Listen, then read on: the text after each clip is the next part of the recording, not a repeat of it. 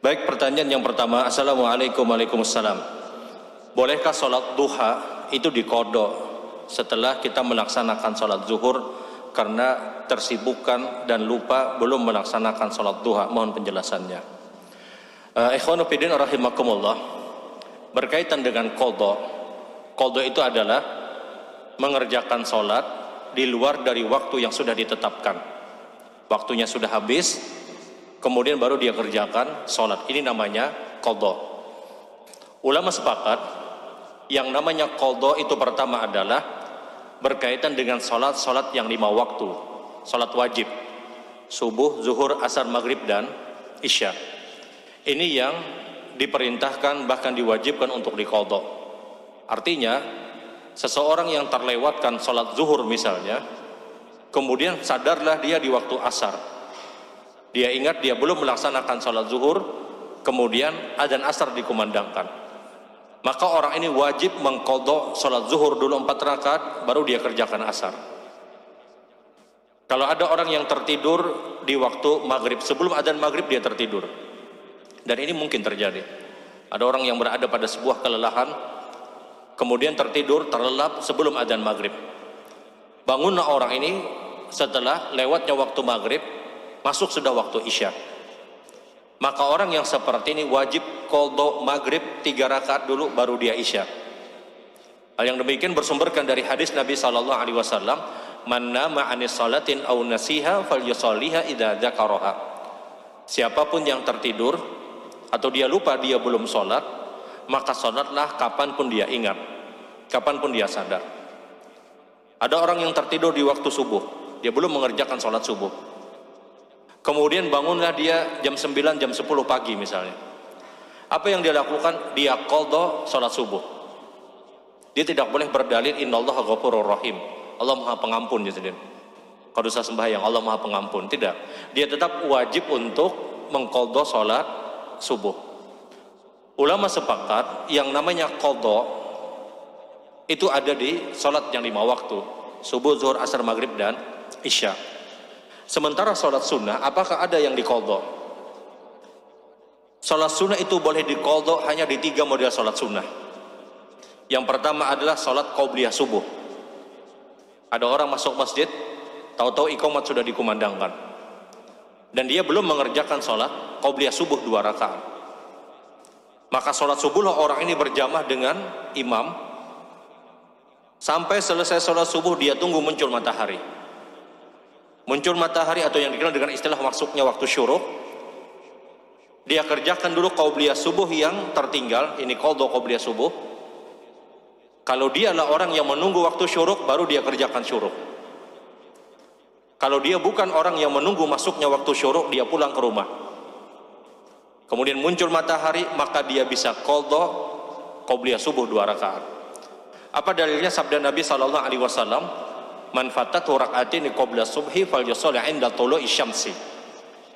Siapapun dari kita yang kehilangan qobliyah subuh 2 rakaat, tidak sempat mengerjakan qobliyah subuh 2 rakaat, maka sholatlah dia kapan? Ketika munculnya matahari. Qadha qobliyah subuh tidak langsung selesai subuh dia qadha, tidak. Dia tunggu dulu muncul matahari. Karena ini yang disebutkan oleh Rasul SAW. Muncul matahari baru dia qadha. Qadha qobliyah subuh, dia tunggu munculnya matahari. Sebagaimana sabda Nabi SAW, siapapun yang tidak mendapatkan qobliyah subuh, maka sholatlah dia kapan? Ketika munculnya matahari. Sholat sunnah yang kedua yang boleh diqadha adalah sholat qobliyah zuhur 4 rakaat. Kalau ada orang yang tidak sempat mengerjakan qobliyah zuhur 4 rakaat, maka dia qadha kapan? Setelah sholat zuhur.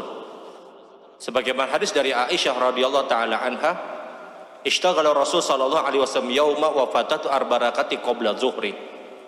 Satu hari, kata Aisyah, Nabi disibukkan dengan banyaknya tamu yang datang ke rumah Rasul sallallahu alaihi wasallam.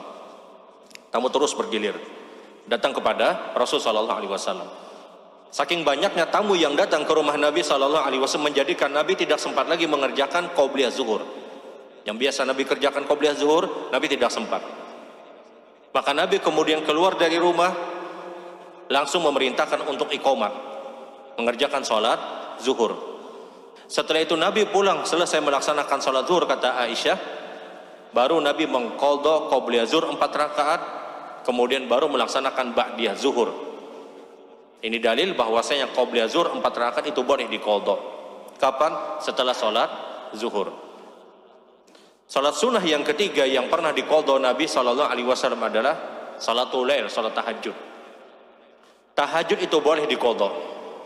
Bagi siapa? Bagi orang yang terbiasa tahajud, tahu-tahu dia tidak dapatkan malamnya untuk mengerjakan tahajud.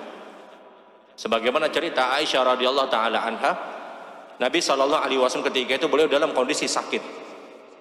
Sakitnya Nabi pada saat itu menghalangi Rasulullah untuk melaksanakan qiyamul lail, menghalangi Nabi untuk melaksanakan sholat tahajud. Maka besoknya, kata Aisyah, Nabi mengqadha tahajud dengan jumlah isnata asyrata rakaatan, dengan jumlah 12 rakaat. Karena di waktu pagi tidak ada witir. Witir itu di waktu malam. Inilah 3 sholat sunnah yang pernah diqadha Nabi. Kenapa Nabi sampai mengqadha 3 sholat sunnah ini? Karena punya keutamaan yang besar. Kita tahu qobliyah subuh, pahalanya itu adalah lebih baik daripada dunia dan seisinya. Bahkan sebagian para ulama hadis menyebutkan dunia dan seisinya inilah nanti yang ditimbang pada kehidupan akhirat, timbangan kebaikan dia. 4 rakaat sebelum sholat zuhur. Kenapa Nabi sampai mengqadha? Karena pahalanya besar. 4 rakaat sebelum sholat zuhur itu pahalanya, kata Nabi, kana ka qiyamis sahrin. Orang yang melaksanakan qobliyah zuhur 4 rakaat itu pahalanya seperti dia beribadah semalam suntuk. Seakan-akan terus dia beribadah tanpa tidur sampai subuh. Dan itu didapatkan dengan 4 rakaat sebelum zuhur. Kenapa Nabi mengqadha tahajud? Karena tahajud adalah sholat sunnah terbaik. Bahkan dia sholat terbaik setelah sholat yang 5 waktu. Hanya 3 sholat sunnah ini yang pernah diqadha Rasul SAW dan juga pernah disabdakan Nabi. Sementara duha tidak masuk hitungan. Duha, orang yang terlewatkan duha, ya sudah, dia tidak bisa qadha. Dia sadarnya misalnya duha belum dia kerjakan, masuk sudah waktu zuhur, ya sudah, dia tidak bisa mengerjakan untuk mengerjakan sholat duha. Karena qadha pada salat sunnah yang disepakati oleh para ulama hanya di 3 model tadi. Kenapa ini yang disepakati? Karena ini yang hanya pernah dilakukan Nabi dan juga disabdakan Rasul. Dan kita tidak boleh beribadah kecuali atas apa yang hanya diperintahkan Allah dan Rasul Sallallahu Alaihi Wasallam. Jadi itu mungkin yang pertama, tidak ada qadha berkaitan dengan sholat duha.